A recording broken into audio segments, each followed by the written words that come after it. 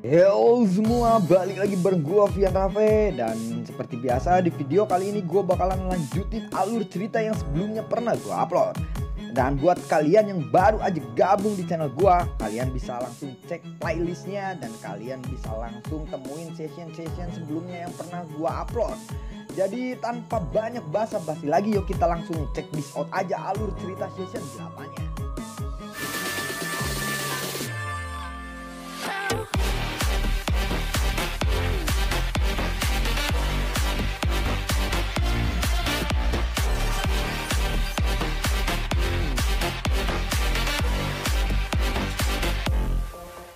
Di episode sebelumnya, Xiaoyan yang berencana untuk menghancurkan camp dari Pavilion Petir Angin, kedua sesepuh terkejut saat menghadapi tindakan Xiaoyan kali ini. Kedua sesepuh lalu menangkupkan kedua tangannya dan berkata, "Kami akan mendengarkan perintah kepala Pavilion Junior," ucap dari kedua sesepuh itu. Setelah kedua sesepuh itu memimpin terbang keluar, sekelompok besar murid dari Pavilion Bintang Jatuh mengikutinya dari belakang. Sementara itu bagian dalam Bone Mountain Ride saat ini dipenuhi dengan sosok manusia. Ada satu gunung di antara beberapa gunung di dekat area tengah yang saat ini ditepati oleh banyak orang. Ada sebuah bendera besar di puncak gunung. Tertulis di sana, Pavilion Petir Angin. Satu demi satu tenda putih salju berdiri di puncak gunung. Ada tenda besar yang sangat megah yang terletak di bagian tengah banyak tenda. Penutup pintu masuk tenda tiba-tiba terbuka. Orang berjubah perak melangkah keluar dari sana. Orang-orang segera menunduk dan berkata, "Kepala Pavilion Utara." Sosok berjubah perak itu ternyata kepala Pavilion Utara, Fei Tian. Fei Tian lalu berkata, "Aku sedang menerima tamu penting di dalam tenda. Jangan biarkan siapapun untuk mengganggu kali ini," ucap dari Fei Tian. Orang-orang serentak berkata, "Siap, Pak." Fei Tian segera berbalik dan kembali ke dalam tenda. Matanya melihat ke arah jalan gunung yang menuju ke puncak gunung. Samar-samar ada beberapa suara yang ditransmisikan dari sana. Fei Tian lalu berkata, "Apa yang terjadi di sana?" Seseorang ahli lalu berkata, "Biarkan aku pergi untuk melihatnya," ucap dari seorang ahli itu. Ahli itu bergegas menuju dasar gunung. Baru saja ahli itu turun dari gunung, tiba-tiba terdengar suara ledakan. Buar! Tubuh ahli itu terpental ke belakang, menabrak lebih dari selusin tenda. Melihat kejadian itu, para ahli Pavilion Petir Angin lalu berkata, "Siapa yang berani mencari masalah di wilayah Pavilion Petir Angin ini?" ucap dari para ahli. Fei Tian segera berteriak, "Tangkap mereka hidup-hidup atau mati," ucap dari Fei Tian. Para ahli dari Pavilion Petir Angin pun segera bergegas untuk menuruni gunung. Fei Tian lalu perlahan mengambil langkah maju. Baru saja Fei Tian turun, ledakan kembali terdengar. Buar, buar. Tubuh para ahli Pavilion Petir Angin terpental ke belakang. Kejadian ini menyebabkan langkah Fei Tian menjadi kaku.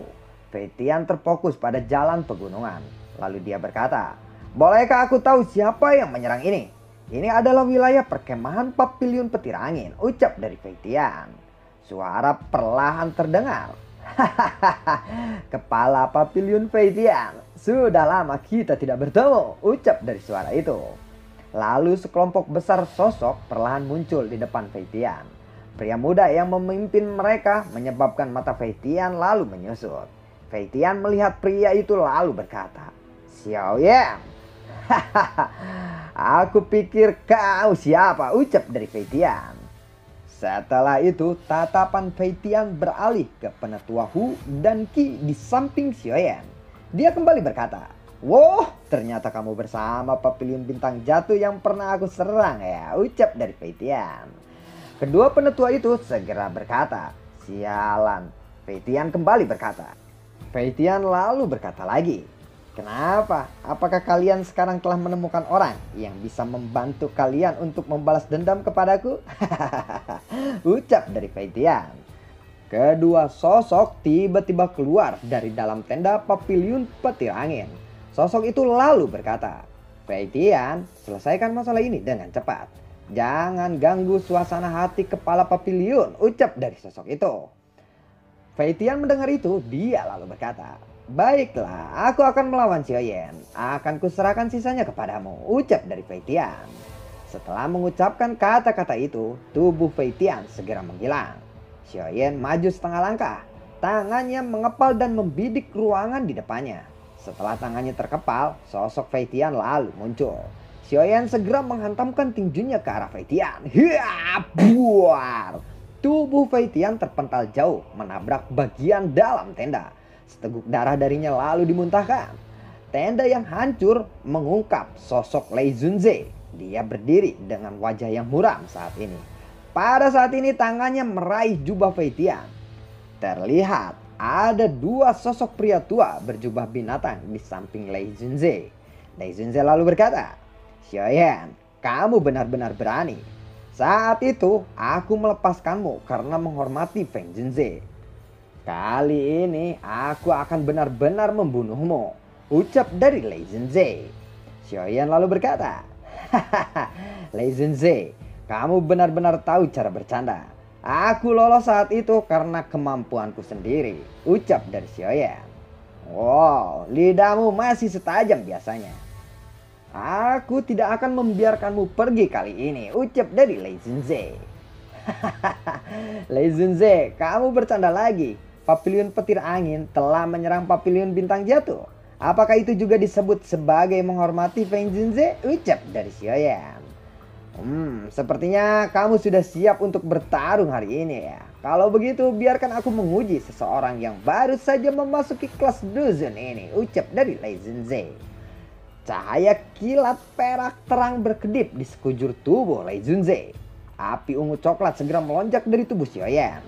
Seseorang pria tua berjubah pola harimau tiba-tiba berkata, teman muda, masalah hari ini hanyalah kesalahpahaman. Masalah papiliun bintang jatuh hanyalah kepala papiliun Fei Tian terlalu mudah marah dan secara tidak sengaja melukai beberapa orang di sana. Selain itu, kepala papiliun Fei Tian saat ini sudah terluka olehmu. Bukankah itu menjadi infas, bukan? Oleh karena itu, aku harap kamu bisa berhenti untuk menghormati suku macan bumi dan suku serigala bulan perak. Bagaimana? Tanya dari pria tua itu. Lei Zunze lalu berkata, karena pemimpin suku macan bumi telah berkata seperti itu, tentu saja aku akan menghormati ucapanmu, ucap dari Lei Zunze. Xiaoyan lalu berkata, papiliun petir angin telah menghancurkan reputasi papiliun bintang jatuh.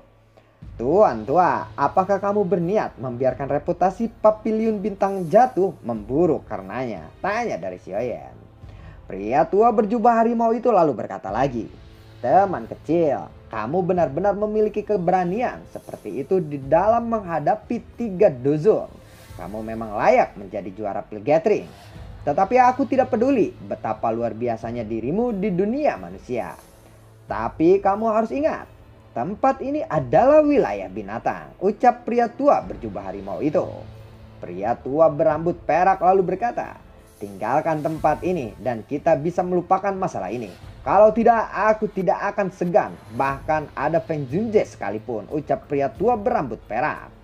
Dua aura besar tiba-tiba melonjak keluar dari dalam tubuh keduanya.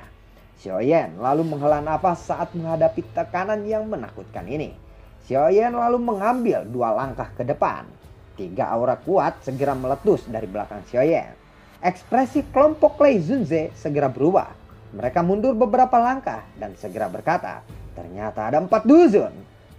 Semua orang terkejut saat melihat orang-orang dari belakang Xiaoyan. Lei Zunze lalu bergumam, bagaimana mungkin? Sejak kapan papiliun bintang jatuh memiliki begitu banyak elit dusun? Ucap dari Lei Zunze dalam hatinya. Setelah menenangkan diri dari keterkejutan, Lei Zunze lalu berkata, bocah, kamu memang sangat hebat. Jika aku tahu akan menjadi seperti ini, aku pasti akan membunuhmu saat itu juga, ucap dari Lei Zunze. Xiaoyan hanya tersenyum dan berkata, baiklah, lebih baik kamu pergi sekarang. Mendengar itu Lei Zunze dengan terpaksa menuruti apa yang dikatakan oleh Xiaoyan. Dia berjalan menuju ke kaki gunung. Para murid dari papiliun petir angin segera mengikutinya. Sebelum pergi, Lei Zunze lalu berkata, "Xiaoyan, jangan senang dulu. Di masa depan, aku akan membuatmu membayar semuanya," ucap dari Lei Zunze.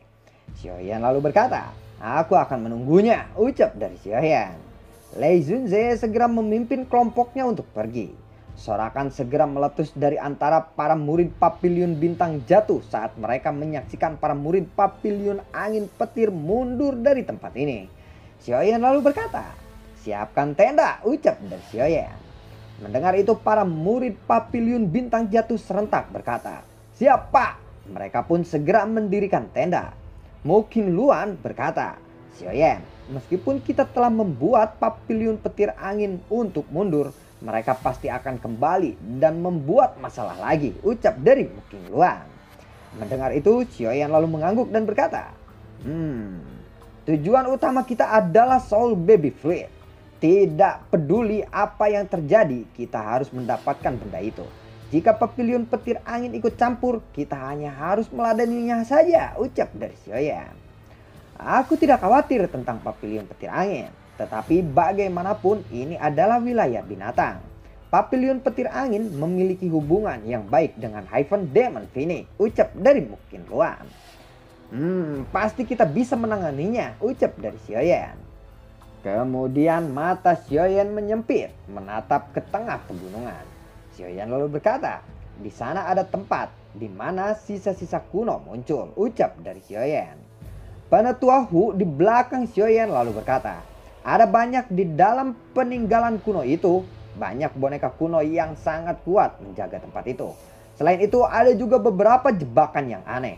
Tempat itu juga memiliki segel spasial yang ditempatkan oleh seorang elit dosen. Tidak ada satupun duzun yang pernah masuk ke sana," ucap dari Penetua Hu. Mendengar itu Xiaoyan terkejut dan berkata, "Tidak ada duzun yang pernah masuk?" tanya dari Xiaoyan. "Ketua junior tidak perlu khawatir. Segel itu sudah sangat tipis. Kemungkinan segel itu akan melemah setelah beberapa hari. Saat ini ada cukup banyak elit duzun di sekitaran peninggalan kuno yang sedang menunggu segelnya hilang," ucap dari Penetua Hu. "Apakah kamu bertemu dengan seseorang dari Hall of Soul di sana?" tanya dari Xiaoyan. "Aku belum pernah melihat mereka sampai sekarang. Bahkan jika mereka datang, kemungkinan kita berdua tidak akan menemukan mereka," ucap dari Penetua Hu. Mendengar itu Xiaoyan mengangguk. Mungkin Luan lalu berkata, "Orang-orang yang perlu dikhawatirkan dari Bone Mountain Ridge ini bukanlah Hall of Soul, tetapi pemilik tempat ini, yaitu Piton 9 Tanah. Mereka memiliki jumlah yang besar. Bahkan suku Hyphen Demon Phoenix tidak mau terlibat pertempuran dengan mereka," ucap dari Mungkin Luan. Xiaoyan lalu berkata, "Piton 9 Tanah ya," ucap dari Xiaoyan. Penetua Hu lalu berkata, "Saat ini suku Hyphen 9 Tanah bahkan tidak dapat menjaga diri mereka sendiri," ucap dari Penetua Hu. Mungkin Luan lalu bertanya, "Apa maksudmu dengan perkataan itu?" ucap dari Mungkin Luan. "Aku juga tidak yakin tentang ini, tetapi dari informasi yang aku tahu, beberapa ahli dari suku Hyphen 9 Tanah telah menghilang dengan cara yang aneh. Saat mereka sedang kebingungan, ada seseorang yang menyerang mereka sendirian," ucap Penetua Hu itu.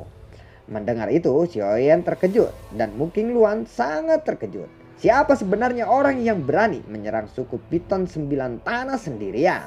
Ucap dari Mungkin Luan. Mendengar itu Penetua Hu kembali berkata, "Masalah ini telah menyebabkan kegemparan di semua tempat. Banyak orang sangat ingin tahu siapakah orang itu," ucap dari Penetua Hu. Mendengar percakapan itu Xiaoyan mengangguk. Mungkin Luan lalu kembali berkata, "Mungkin hanya beberapa musuh dari masa lalunya," ucap dari Mungkin Luan. "Jika itu adalah musuh, dia pasti akan melenyapkan suku Piton 9 Tanah," ucap dari Penetua Hu. Xiaoyan lalu berkata, "Sudahlah, lupakan saja. Masalah ini tidak ada hubungannya dengan kita. Untuk sekarang lebih baik kita memperhatikan setiap aktivitas dari peninggalan kuno. Selain itu, beritahu semua orang untuk tidak berjalan di sekitaran tempat itu," ucap dari Xiaoyan.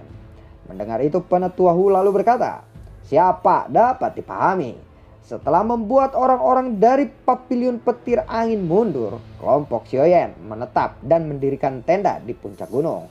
Selama beberapa hari berikutnya, para murid dari Paviliun Bintang Jatuh menghabiskan hari-harinya dengan latihan.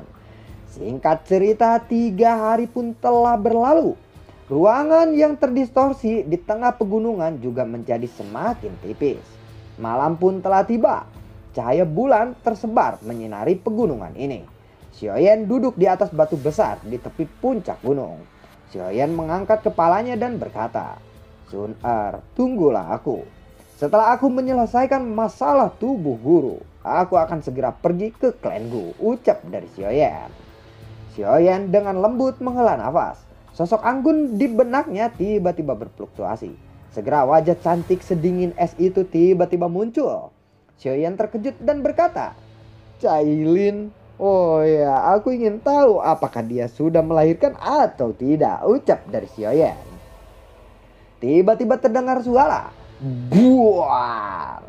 Mendengar itu, Xiaoyan segera menoleh. Terlihat ada sosok hitam di sekitaran tenda. Salah satu tenda telah hancur dan mengungkap Jian yang sedang tidur nyenyak di dalamnya. Persepsi spiritual Jian segera menyerang sosok itu. "Sialan, siapa yang berani membangunkanku? Ya, buar!" Sosok itu berhasil menghindar dari semua serangan Jian. Xiaoyan segera muncul menghadang sosok itu dan berkata, "Siapa kamu?